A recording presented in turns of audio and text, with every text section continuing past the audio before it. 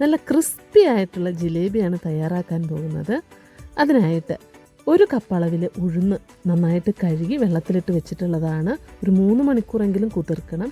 ഇത് ഒരു 3 മണിക്കൂർ ആയിട്ടുണ്ട്. ഇനി നമുക്ക് അരച്ചെടുക്കാം. കുറച്ച് വെള്ളം ചേർത്തിട്ടാണ് അരയ്ക്കുന്നത്. നമ്മൾ അരയ്ക്കുന്ന അനുസരിച്ച് വെള്ളം ചേർത്താൽ മതിയാകും. ഇത് നല്ല ഫൈനായിട്ട് അരച്ചെടുത്തിട്ടുള്ളതാണ്. ഇതിലേക്ക് നമ്മൾ 2 ടീസ്പൂൺ അളവിൽ അരിപ്പൊടിയും 2 ടീസ്പൂൺ കോൺഫ്ലോറും ചേർക്കുന്നുണ്ട്.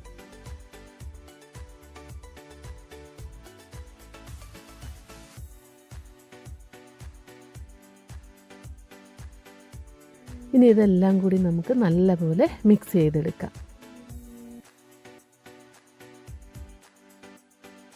ഇപ്പോൾ നല്ലപോലെ മിക്സായി വന്നിട്ടുണ്ട്. ഇതിലേക്ക് നമ്മൾ റെഡ് കളർ ചേർക്കുന്നുണ്ട്. 2 ഡ്രോപ്പ് ചേർത്താൽ മതിയാകും. 2 ഡ്രോപ്പ് റെഡ് കളർ ഞാൻ ചേർത്തിട്ടുണ്ട്. ഓറഞ്ച് റെഡാണ് ചേർത്തിരിക്കുന്നത്. നന്നായിട്ട് മിക്സ് ചെയ്തെടുക്കാം. ഇനി ഇത് നമുക്കൊരു പൈപ്പിംഗ് ബാഗിലേക്ക് എടുക്കാം.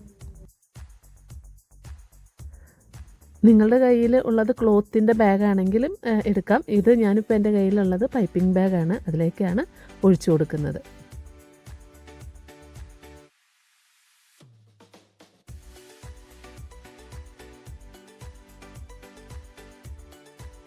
എല്ലാം ഒഴിച്ചു കൊടുത്തതിന് ശേഷം നമ്മളിതൊന്ന് ടൈറ്റാക്കി എടുക്കുന്നുണ്ട്. നമ്മൾ അതിൻ്റെ തുമ്പത്ത് ഒരു റബ്ബർ ബാൻഡ് ഇട്ടാലും മതി. അതിനുശേഷം നമ്മൾ ഇതിൻ്റെ ഏറ്റവും തുമ്പിൽ വരുന്ന ഭാഗത്തൊന്ന് കട്ട് ചെയ്യുന്നുണ്ട്. അത് നമ്മൾ ഉണ്ടാക്കാൻ നേരത്ത് നമ്മൾ കട്ട് ചെയ്താൽ മതിയാകും. ഇപ്പം ഞാനൊരു പാൻ അടുപ്പിൽ വെച്ചിട്ട് ഞാൻ പഞ്ചസാര സിറപ്പ് തയ്യാറാക്കാനായിട്ട് 2 കപ്പ് പഞ്ചസാരയും അതിലേക്ക് 2 കപ്പ് അളവിൽ തന്നെ വെള്ളവും ഒഴിക്കുന്നുണ്ട്.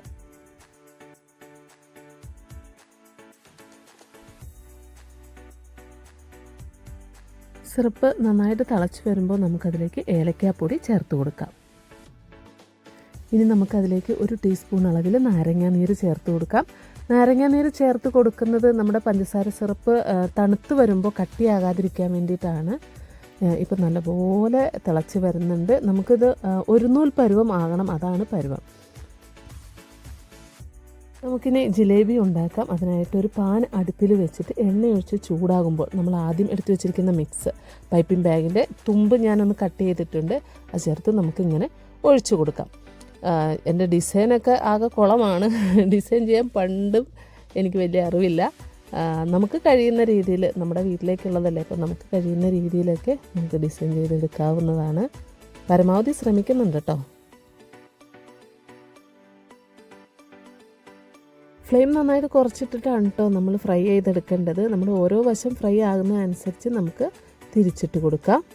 കുറേ സമയം എടുക്കുന്ന ഒരു പരിപാടിയാണ് കേട്ടോ. നമുക്ക് കുറച്ച് ക്ഷമ ആവശ്യമാണ്. നമ്മുടെ സിറപ്പ് അപ്പം തൊട്ടടുത്ത് തന്നെ ഞാൻ പാത്രത്തിൽ വെച്ചിട്ടുണ്ട്. അപ്പോൾ നമ്മൾ ഈ നേരം കൊണ്ട് സിറപ്പ് ഒന്ന് തണുക്കുകയാണെങ്കിൽ സിറപ്പ് ഒന്നുകൂടി നമ്മളൊന്ന് ചൂട് ആക്കി എടുക്കേണ്ടതുണ്ട്. അപ്പോൾ നമ്മുടെ ജിലേബി ഇവിടെ ഫ്രൈ ആയി വന്നിട്ടുണ്ട്. ഇനി നമുക്ക് ജിലേബി ഓരോന്നായിട്ട് എടുത്ത് നമ്മുടെ ഷുഗർ സിറപ്പിലേക്ക് ഇട്ട് കൊടുക്കാം. നമ്മളെല്ലാം തന്നെ ഇട്ട് കൊടുക്കുക. നമുക്ക് ഇത് നമ്മൾ അടുത്ത സെക്ഷൻ നമ്മൾ ജിലേബി ഉണ്ടാക്കുന്ന ടൈമിൽ അതുവരെ നമുക്ക് ഈ ജിലേബി ഈ പാനിൽ തന്നെ കിടക്കണം. ഇതുപോലെ തന്നെ നമുക്ക് ബാക്കിയുള്ള മാവ് കൊണ്ട് മുഴുവനും ജിലേബി ഉണ്ടാക്കിയെടുക്കാം. ഈ ജിലേബി നമ്മൾ സിറപ്പിലേക്ക് ഇടുന്ന സമയത്ത് മാത്രം നമ്മൾ ആ സിറപ്പിൽ കിടക്കുന്ന ജിലേബി മാറ്റിയാൽ മതിയാകും.